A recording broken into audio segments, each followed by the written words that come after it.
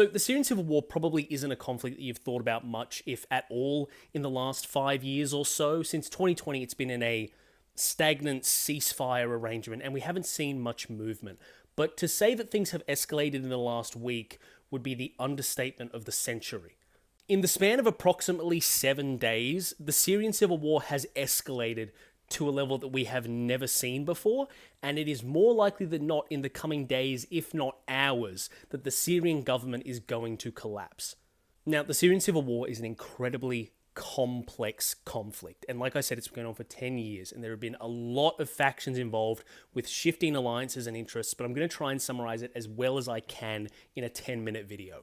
Look, to put it as simply as I can, the Syrian civil war has been through many stages with many different factions, but at its core, there are 4 main actors in this war. That is the Syrian government, rebels against the Syrian government, Kurdish separatists, and ISIS.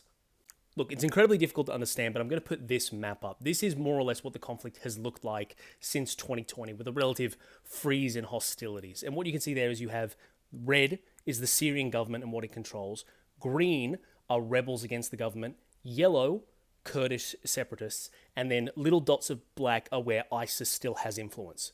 So probably the simplest thing to understand is the green here. Those are the rebels. Those are people who have been fighting since 2011 specifically against the Syrian government to try and overthrow it. That is a very easy angle of it to understand. It's much more complicated than that, but that's the simplest way I can put it. Now, separate from that conflict are the Kurds. Now, the Kurds are that yellow portion at the top of the map. They want their own separate state. So they have been fighting the Syrian government. They have also in some points been fighting the rebels, because whoever wins in that conflict, they want to be separate from whatever Syrian government there is after this conflict. So they essentially have their own official state running there called Rojava, which is basically a Kurdish homeland state that is somewhat supported by like Western countries, particularly the United States.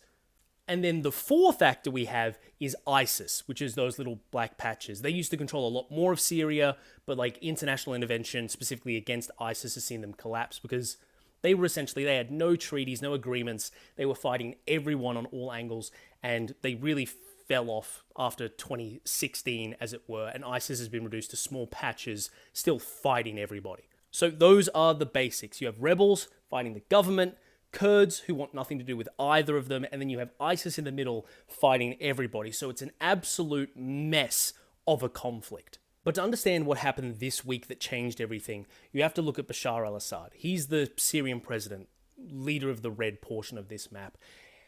And he has taken an approach to rebellion, riots, and protests in his country with outright hostility and brutality. He crushes any opposition in his way, and he has no room for negotiations or like political discussions with his opponents.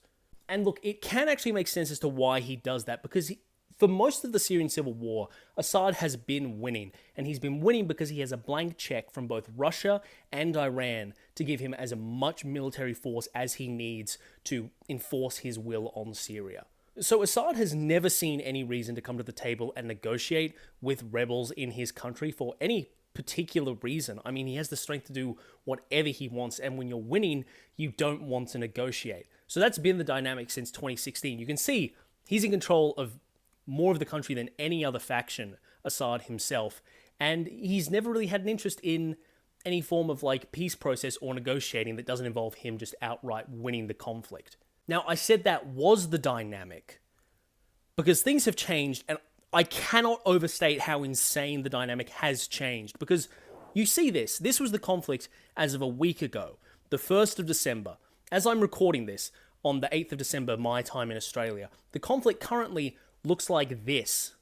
This may not even be accurate at this point. I've had to grab another map, another graphic of this more than twice because of how much the situation keeps changing from moment to moment.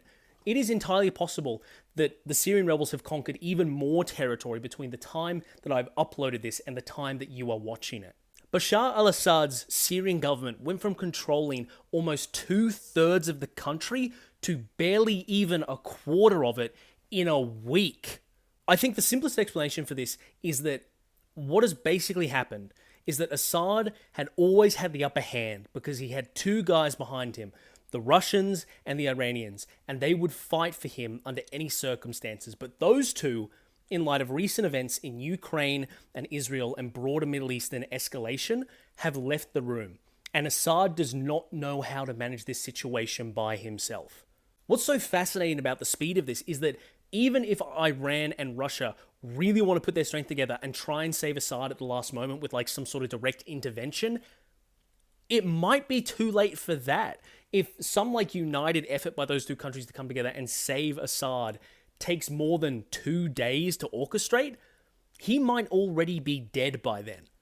And in an odd way, it seems that the geopolitical chaos of 2023 up to now has all kind of been leading to this moment.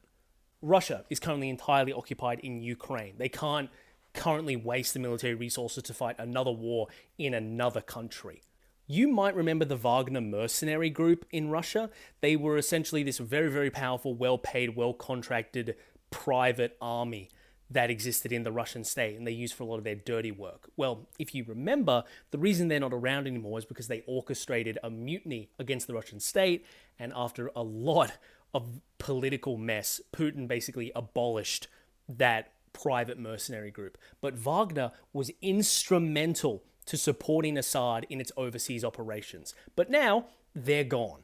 And of course, Israel, right next door. I mean, they've been fighting Hezbollah for months now, and although that conflict is over, Hezbollah's military leadership and military capabilities are in complete tatters, and they are an Iranian proxy, which means that any support that was going to go to Bashar al-Assad from Iran would probably go through Hezbollah, but now that supply chain is cut. So Iran cannot indirectly support Syria, the Russians cannot in any capacity, and Assad is trying to manage this by himself, and he is failing astronomically.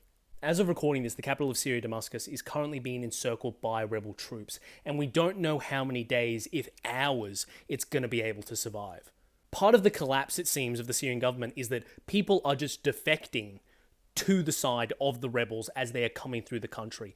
It seems that Assad did not maintain his military well, he didn't pay them well, and they don't really see the logic in supporting him anymore. And defections will hit a point of critical mass, because if you get to the point where everyone realizes that the rebels are going to win, it becomes all the more important that you do defect so that you're not on the losing side and you don't get put on trial for whatever you've done. If the rebels win, and it looks like they're going to imminently, then a large part of the anti-Western bloc is going to disappear from the Middle East. While the rebels are certainly not progressive by any mind, and they are certainly like Islamist elements, they are incredibly opposed to Russian and Iranian influence, which is something that the West is going to exploit. A pro-Western or Western-aligned Syria will completely change the geopolitical landscape, not just of the Middle East, but most likely the world. It will kneecap Iran's influence in the area and remove one more ally from Russia's side, which barely has enough to speak of as it is. Assad set the tone of this war when it started, that there would be no room for compromise, no negotiation with rebels, no changes, nothing. His word would be law, and that the only language of this war would be brutal violence. And look, that is probably a successful strategy when you're winning and you have friends, but now it seems that the rebels are closing in, and that is the only language they know for how to deal with him.